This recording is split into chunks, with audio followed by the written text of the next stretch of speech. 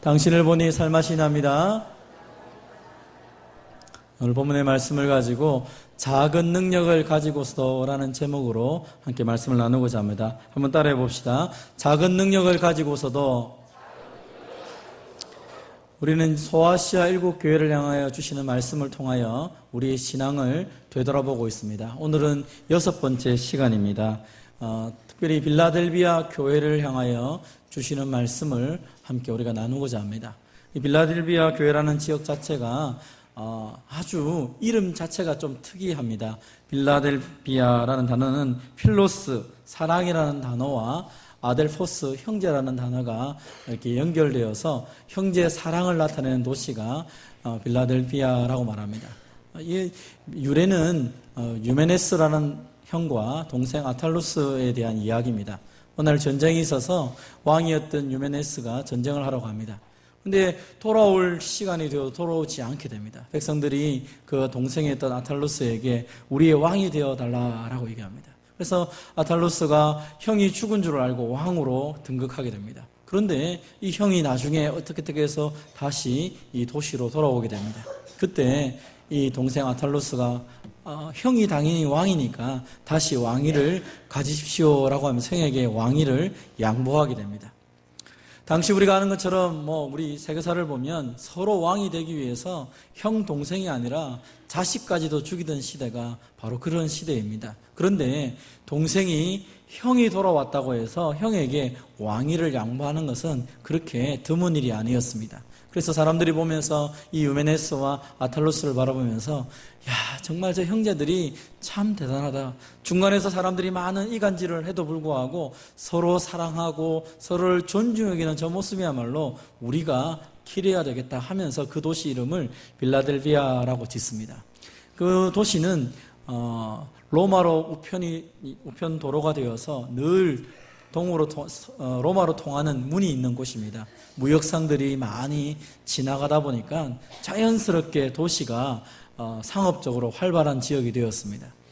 그런데 이 도시에 지진이 자주 일어나게 됩니다. 그러다 보니까 도시는 참 중요한 도시인데 지진이 자꾸 일어나게 되니까 사람들이 이 지진의 원인이 무엇일까? 그래서 여러 가지 다양한 종교를 섬기기 시작합니다. 그래서 지진이 일어나지 않도록 이 신 저 신에게 다 빌기 시작하고 그러다 보니까 사람들 가운데는 별의별 종교가 다 있었고 그것들이 융합이 되기도 하고 미래 종교라고 해서 신비를 추구하는 종교가 그 도시에 가득하게 있었습니다. 그럼에도 불구하고 하나님께서 이 도시를 사랑하셔서 교회를 세우시고 교회를 통하여 이 가운데 하나님의 복음을 전하고 있다는 것입니다. 이 빌라델비아 교회는 여러 가지 이런 상황 속에서 오늘 성경에 보니까 작은 능력을 가진 교회다라고 이야기를 합니다. 그래서 남들이 볼 때는 큰 능력은 없지만 그럼에도 불구하고 주님이 칭찬만 한 유일한 교회로 이렇게 드러나고 있습니다. 어떻게 해서 빌라델비아 교회는 주님께 칭찬만 받았는지 우리가 한번 살펴보기로 원합니다. 한번 따라해 봅시다. 주님은 우리의 수가 아니라 믿음을 보십니다. 오늘 본문에 말합니다. 내가 너의 행위를 안다. 네가 작은 능력을 가지고서도 내 말을 지키며 내 이름을 배반하지 아니하였구나. 주님이 칭찬을 합니다. 작은 능력이라는 게 무엇입니까? 실제로 그 교회의 성도의 수가 작았다는 것입니다. 적었다는 것입니다. 그리고 그 교회에 있는 성도들의 모습도 그렇게 경제적으로 부유한 사람이거나 학식이 뛰어나거나 사회적으로 권세가 있는 사람들이 없고 아주 미약한 성도들이 모여있는 교회가 바로 이 빌라델비아 교회였습니다. 사람들이 아마 그렇게 생각했을 것입니다. 우리는 부유하지 않느냐. 우리가 이 신을 섬기면 부유를 준다. 하나님이 아니라 이 신이 우리에게 부를 준다. 재물을 많이 준다. 이 신을 섬기면 우리에게 건강을 준다. 네가 출세하고 싶냐? 이 신을 섬겨라. 아마 온갖 사람들이 이야기를 했던 것 같습니다. 그래서 교회에 모이는 숫자보다 다른 종교에 가는 숫자들이 훨씬 많았던 것 같습니다.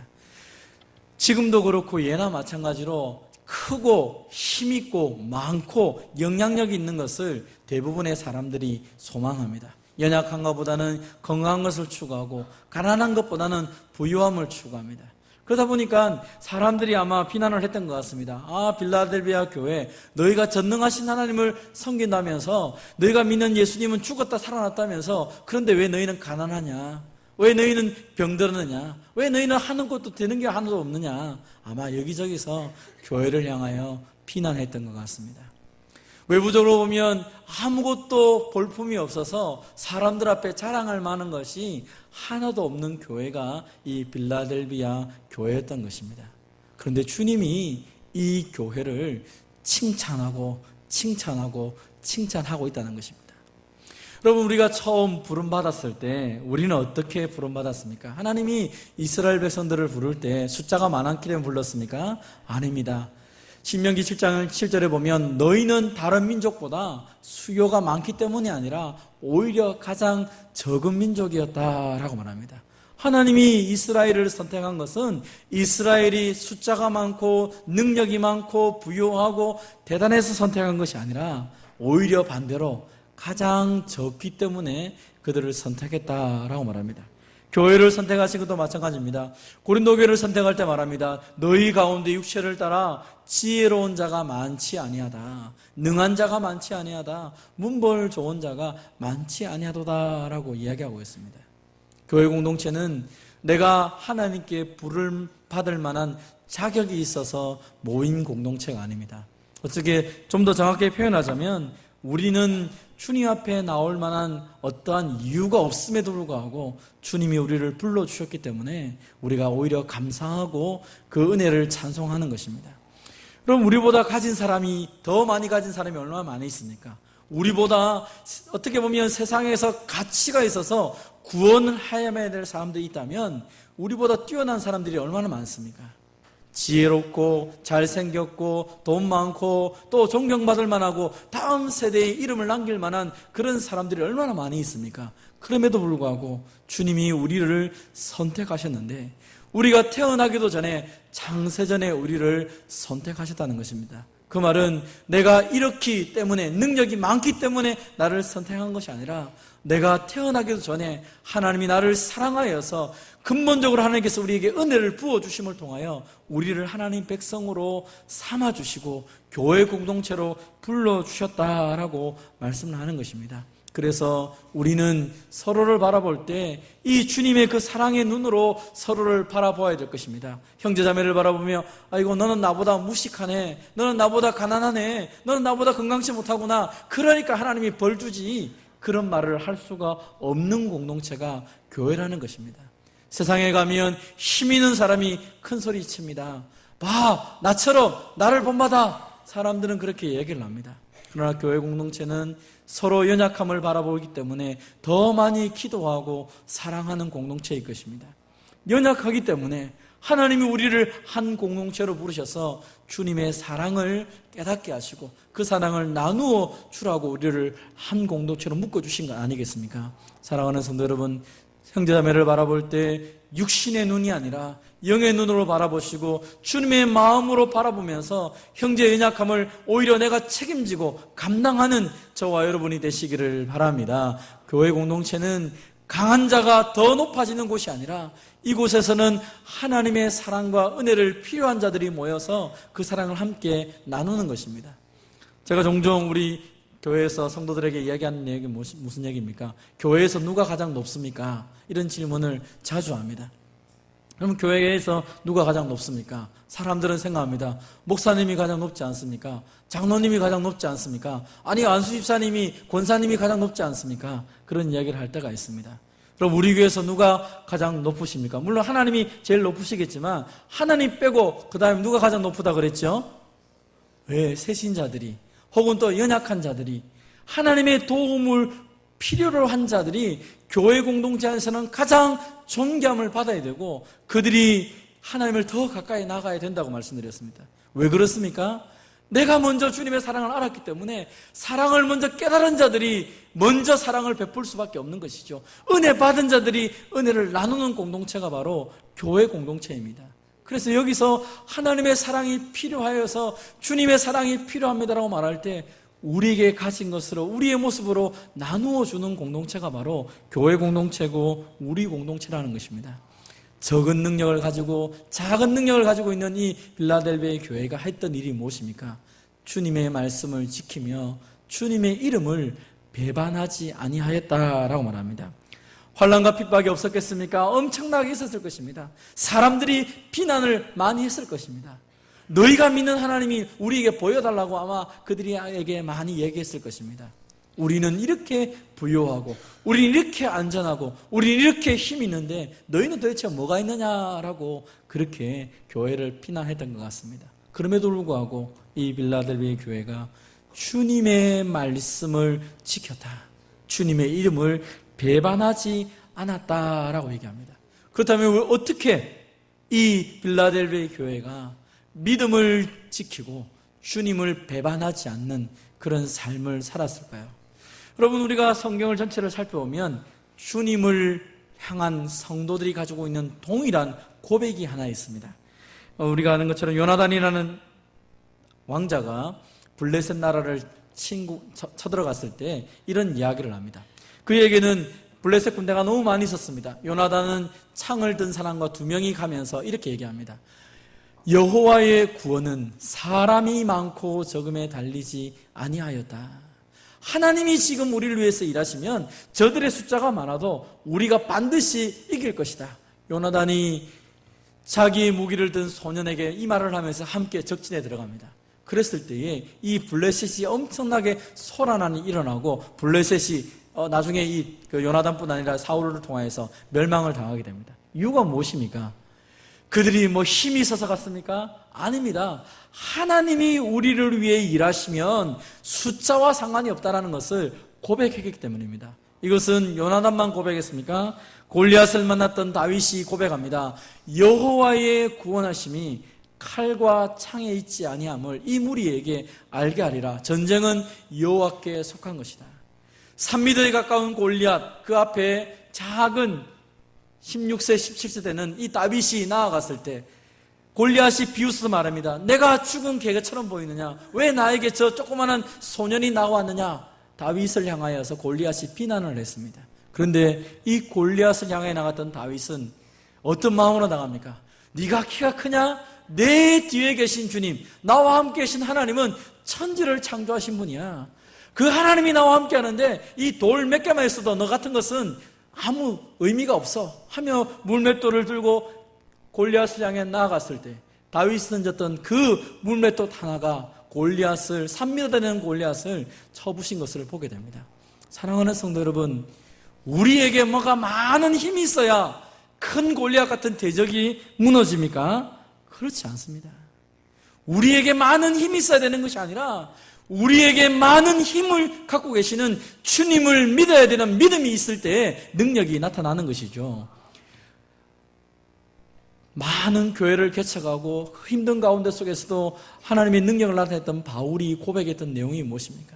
자기에게 있는 육체의 가시 때문에 그 질병 때문에 고통하여서 하나님 앞에 간절히 기도하였습니다. 하나님, 내가 그래도 교회를 이렇게 전도도 많이 하고 교회를 많이 세웠는데 내가 기도하면 병든 사람이 낫는데 왜 나에게 있는 이 육체의 가시는 사라지지 않습니까? 왜 나는 이렇게 육체에 고통스럽습니까? 주님 앞에 간절히 기도할 때 주님이 말씀한 것이 무엇입니까? 너에게 임한 나의 은혜가 족하다. 그때 깨달으며 고백합니다. 주님, 그렇군요. 내가 약한 그때에 하나님의 강함이 나타나시군요. 이 연약한 나의 육신을 통하여 주님의 강함이 드러난다면 감사합니다. 그것으로 만족합니다. 그것이 바로 믿음의 사람들의 고백이었던 것을 기억합니다. 사랑하는 성도 여러분, 오늘날 우리도 기도할 때 이렇게 기도할 때가 많습니다. 주님, 나에게 능력을 주시면 내가 큰일을 하겠습니다. 주님, 나에게 물질을 많이 주시면 내가 많이 봉사하겠습니다. 주님, 나를 높여주시면 내가 하나님을 위해서 무언가도 하겠습니다. 우리는 항상 하나님이 먼저 나를 높이시고 부어주시고 뭔가를 하면 크게 내가 한턱 쓰지요. 그런 기도를 하나님께 하며 그런 고백을 할 때가 참 많다는 것입니다. 그런데 믿음의 사람들의 고백은 그 반대의 고백이었습니다. 하나님, 하나님의 위대하심이 이 나약한 나를 통하여 드러나기를 소망합니다. 나는 약합니다. 그러나 주님은 강하지 않습니까? 나는 가난합니다. 그러나 주님은 부유하지 않습니까? 나는 사람들 앞에 별 볼 없는 존재지만 하나님은 천지의 주인이 아니십니까? 이 부족한 자를 통하여 하나님의 살아계심이 드러나기를 소망합니다. 그것이 믿음의 선배들의 기도였고 성도들의 기도였던 것입니다. 사랑하는 성도 여러분, 오늘 더 많은 것이 우리에게 필요한 것이 아니라 그 전능하신 하나님, 그 전지하신 하나님을 신뢰하는 믿음이 우리에게 필요한 줄 믿으시기를 바랍니다. 그래서 하나님을 향하여 고백하는 것입니다. 나는 나약해도, 나는 작은 능력을 가지고 있어도 주님은 아주 크고 위대한 능력으로 우리 가운데 계신 것을 인정하고 시인하며 믿음으로 살아가는 것입니다. 성경에 보면 주님께서 마지막 날 우리를 심판하시는 내용을 알 때 한 주인이 먼 곳에 여행을 가면서 종들에게 그 재능을 따라서 달란트를 맡긴 것을 보게 됩니다. 한 사람에게는 5달란트, 한 사람에게는 2달란트, 한 사람에게는 1달란트를 맡깁니다. 이 1달란트는 지금으로 말하면 한 수십억이 되겠죠. 엄청난 돈을 맡겼다는 것입니다. 그런데 5달란트를 받은 사람은 나가서 바로 장사를 하여 5달란트를 남깁니다. 2달란트를 받은 사람도 나가서 똑같은 일을 해서 2달란트를 남기게 됩니다. 그런데 하나님의 칭찬은, 이 주인의 칭찬은 5달란트 받은 사람에게 크게 칭찬을 하고 2달란트를 받은 사람에게 좀 작게 칭찬하는 것이 아니라고 말합니다. 동일하게 칭찬합니다. 잘하였도다. 착하고 충성된 종아, 내가 적은 일에 충성하였으며 내가 많은 것을 내게 맡기리니. 주인이 맡길 때 어떻게 맡겼습니까? 각 사람에게 재능에 따라서 각 사람의 그 모든 환경을 알고 맡긴 것입니다. 오늘 우리도 마찬가지입니다. 하나님이 어떤 사람은 노래도 잘하고 얼굴도 잘생겼고 키도 크고 부유하기도 하고, 어떤 사람은 키도 작고 가난하고 병들어 있고 아무것도 못하고 그렇게도 줄 수 있습니다. 또 각자에게 한 사람에게 다양하게 모든 것을 우리에게 주실 수 있다는 것입니다. 그럼 중요한 것은 무엇입니까? 우리의 형편을 따라서 하나님이 우리에게 모든 것을 맡기셨고, 그 맡기신 것을 가르쳐 말할 때 작은 것이다 라고 표현합니다. 적은 것이다 라고 표현합니다. 하나님 보시기에 맡기신 것은 우리가 서로를 비교해서 저 사람 많다, 내가 적다라고 비교할 수준이 아니라 각자에게 맞는 만큼을 주었는데, 중요한 것은 그것을 어떻게 우리가 충성되게 관리하고 사용하느냐에 달렸다라고 말합니다. 오늘도 많은 사람들이 이야기합니다. 주님, 저 주님 사랑합니다. 저 주님을 위해서 이렇게 많은 것을 했습니다 라고 얘기를 합니다. 그런데 주님이 말씀하시는 건 무엇입니까? 많은 사람이 각기 자기의 인자함을 자랑하지만 충성된 자를 만나기가 쉽지 않다. 하나님, 내가 주님을 위해서 이 많은 거 했습니다. 그런데 지금은 안 한다는 것입니다. 과거에 한번 했다는 것입니다. 그 과거를 가지고 살아갑니다. 지금은 없는 것입니다. 오늘 주님이 우리에게 말하는 것이 무엇입니까? 많은 능력, 많은 일이 아니라 내게 주어진 작은 능력을 가지고 믿음을 지키고 있느냐, 믿음을 지켰느냐, 네가 내 말을 지키고 있느냐, 내 이름을 배반하지 않았느냐. 주님이 원하시는 것은 우리가 끝까지 주님을 신뢰하며 완주하는 것입니다. 우리가 믿음의 길을 완주할 때 주님이 우리를 향하여 착하고 잘하였다라고 우리를 향하여 칭찬할 것을 기대하며 우리에게 주어진 이 길을 끝까지 달려나갈 수 있는 저와 여러분 되시기를 주님의 이름으로 축원드립니다. 두 번째 한번 따라해 봅시다. 말씀을 굳게 잡고 나아갈 때 하나님의 나라의 귀한 존재로 만들어 주십니다. 오늘 본문에 주님께서 우리가 말씀을 지키고 주님을 배반하지 않고 살아갈 때 주님 우리에게 이런 복을 주시겠다라고 약속하고 있습니다. 그 첫 번째가 무엇입니까? 너희 앞에 문을 열어주겠다. 열린 문이 너희 앞에 있다라고 말씀을 합니다. 이 문은 능히 닫을 사람이 없다라고 말합니다. 여러분, 우리 앞에 열린 문이라는 게 무엇일까요? 성경에서 열린 문이라고 말하는 것은 천국을 향한 문이라는 것입니다. 네가 나의 말을 지키고 믿음을 지키며 내 이름을 배반하지 않았기 때문에 내가 너에게 천국 문을 열어놓았다라고 말합니다. 그래서 날마다 천국의 은혜를 누리며 살아간다는 것입니다. 많은 능력이 있어야 천국을 경험하고 천국의 은혜를 누리는 것이 아니라 적은 능력이지만 믿음을 지킨 자들에게 하나님께서 은혜를 주시고 하나님께서 그 사람을 통하여 천국의 역사들을 펼쳐간다는 사실을 믿으시기를 바랍니다. 내 앞에 천국 문이 열려 있다는 것입니다. 내가 천국 가는 것은 당연한 것이고, 그뿐 아니라 주님이 나를 천국까지 인도할 뿐 아니라 나를 통하여서 천국 갈 백성들을 하나님이 많이 불러주시겠다라고 약속하고 있는 것입니다. 오늘 나는 미약해서 내게 맡겨진 일, 작은 일밖에 하지 못하고, 나는 저 먼 땅에 가서 선교하지도 못하고, 나는 많은 사람들 앞에 부끄러워서 말도 못하지만 내게 주어진 이 길을 믿음으로 걸어갈 때 그 모습을 통하여서 많은 사람들이 하나님의 나라를 보게 될 것이다 라고 말씀을 하는 것입니다. 오늘 저와 여러분은 하나님의 나라를 보여주는 사람으로 매일매일 살아가고 있습니다. 그리스도의 편지로 내가 주님의 그 아름다운 은혜들을 적어가며 사람들에게 보여주는 것입니다. 아, 예수 믿는 사람은 뭔가 다르구나. 가난해도 병들어도 그의 인생 가운데 속에 사람들이 볼 때 큰 뜨거움이 없어도, 아, 저 사람은 신실하게 살아가구나. 변함이 없구나. 어떻게 그럴 수 있을까? 어떻게 변함이 없이 저렇게 살아갈 수 있을까? 하나님의 은혜가 그에게 있구나. 궁금하여서 질문하는 사람들이 생기고, 궁금하여서 나도 당신처럼 살아갈 수 없을까? 그것이 정상적인 그리스도인의 모습이라고 오늘 성경은 우리에게 말씀을 하고 있는 것입니다.